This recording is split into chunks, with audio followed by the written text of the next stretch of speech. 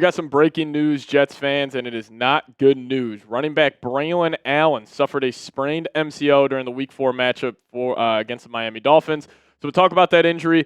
Also talk about what this could potentially mean for a Breece Hall trade as the NFL trade deadline is approaching. But we'll break it all down on today's show. Welcome into the Jets Report. My name is Patrick Siepman. But let's first off by showing Braelon Allen some love, because obviously this injury, it sucks for the offense as a whole. Obviously the Jets take a hit offensively, but I'm mainly just thinking about Braelon Allen, and it is just unfortunate that he had to suffer this injury. So if you guys want to show him some love, type his jersey number, type those zeros down below in the comment section. So it was Ian Rappaport who broke the news yesterday, saying Jets running back Braelon Allen, who was ruled out last night with a knee injury, suffered an MCL sprain that will likely land him on injured reserve. Sources say Allen is expected to receive additional options. And listen, there's no doubt this is a massive blow for the Jets offense because, the Jets do have an identity. Even though the 0-4 start, it's obviously not going the way we would hope over the first 4 games under the Aaron Glenn era, but they do have an identity, and that obviously is running the football. And almost the Jets feel too committed to having that identity, but when you lose your second running back, that's going to put a lot more pressure on Breece Hall, Isaiah Davis. Maybe they try to go get Donovan Edwards back, or maybe Kene Wangu, once he gets back in the fold, he starts getting some more carries. But this is a massive blow because you want to have that two-headed monster. That was going to be their bread and butter, and then when you lose that or one of those monsters, it obviously just stinks. And, what a brutal start to the season for Braelon Allen. Like, my thoughts from, a month ago, September 1st, before the season, I thought this guy had a chance to run for 1,000 yards because he looked that good in the preseason. Now, obviously, started off slow for the first 3 weeks, but then he finally started to get going on that first drive Monday night. He had a couple of nice runs, got right down to the goal line, and he just fumbled on the goal line. And, listen, that was obviously a bad decision by Braelon Allen to try to stick the ball up, but that was also a hell of a play by Jack Jones. Like, he was just trying to get the ball in the end zone. He gave a great effort, so my heart kind of goes out for him. Not an ideal start to the season for Braelon, but this could also mean Isaiah Davis gets more carries. Now, I am a massive fan of Isaiah Davis. Actually, last season, statistically, like all the advanced analytics, even the eye test showed he was the best running back on the Jets last year. And now with Braelon Allen not being in the fold, Isaiah Davis, he's going to get a lot more carries and just a lot more snaps offensively. I would like to see the Jets use him in the pass-catching game more, set up more screens to him because he is a playmaker with the ball in his hand. So just get these playmakers the ball more. One, I think that could help Justin Fields slow down the other team's pass rush, so expect him to get a lot more carries. But if you want to take any good news out of this Braelon Allen injury news, maybe Breece Hall, obviously he's going to get majority of the carries here.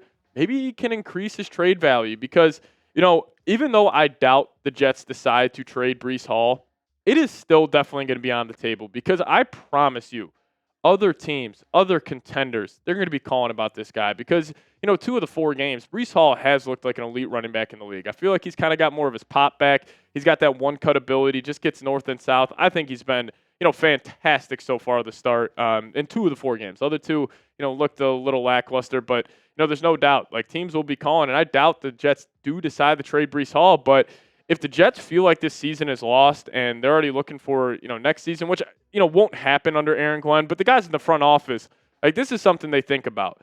And I do think trading Breece Hall would be smart asset management because I really find it hard to believe they're going to extend him after this season. I wouldn't extend him.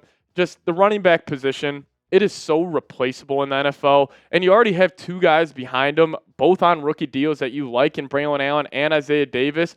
And if you have a team calling for Breece Hall that could potentially give you like a 3rd-round pick, you have to take it for a 3rd. Now, for a 4th, you have to consider it, but I think teams will get desperate.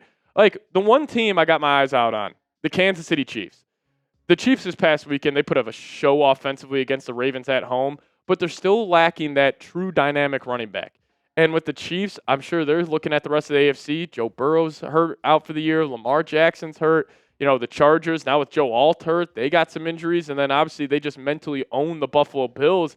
I wonder if they're looking offensively saying, man, we could get a guy like Breece Hall, all types of talent, get him around Mahomes, Andy Reid. I could see them getting aggressive and potentially offering you a 3rd-round pick. And if you get a 3rd-round pick, I would do it. I would even be heavily enticed by a 4th-round pick. But if a team offers you a 5th, 6th, or 7th, I don't really have any interest in that. But also at the Jets, maybe you're trying to trade up in next year's draft. If there is a quarterback you like, having that extra draft capital would be huge. Now, I'm against the Jets drafting a quarterback next year, but you never know what this front office is thinking. So I'll ask you guys this. What are you doing?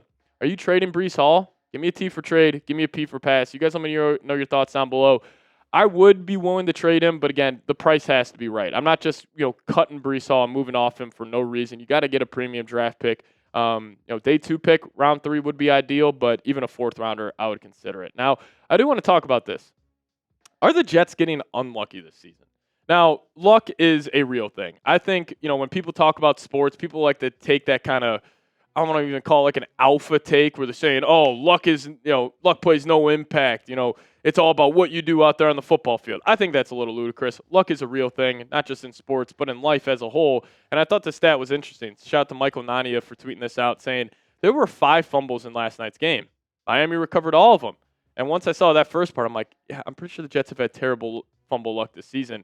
And then he said this, the Jets have now recovered 2 of 14 fumbles in their games this year. An NFL low 14.3%.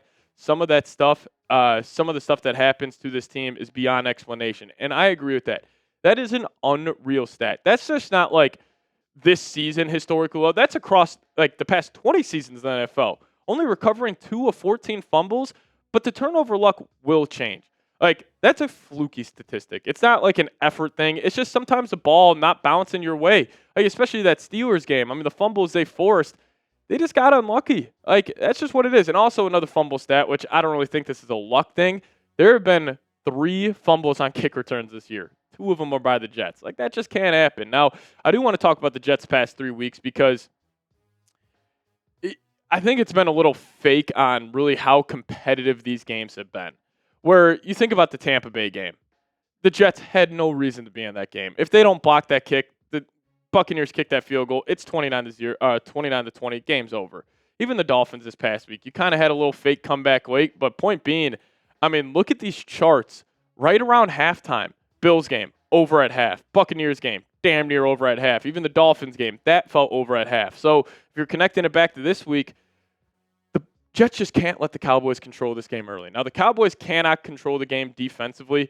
They're going to have to control it offensively. But if you allow another running back like Javonte Williams to run all over you, and they have, like the Dolphins did, first half last week, long sustaining drives, like if your defense gives up those long sustaining drives, that puts so much pressure on Justin Fields in that offense because they're saying, well, we can't go 3 and out here, or else the defense is back on the field. They're going to give up a long touchdown drive again. So you cannot let this Cowboys offense, if they get the ball first and they march right down the field in your own building, put up 7 points on an 8-minute drive, like that's going to be the nail in the coffin on already the first possession of the game. That cannot happen.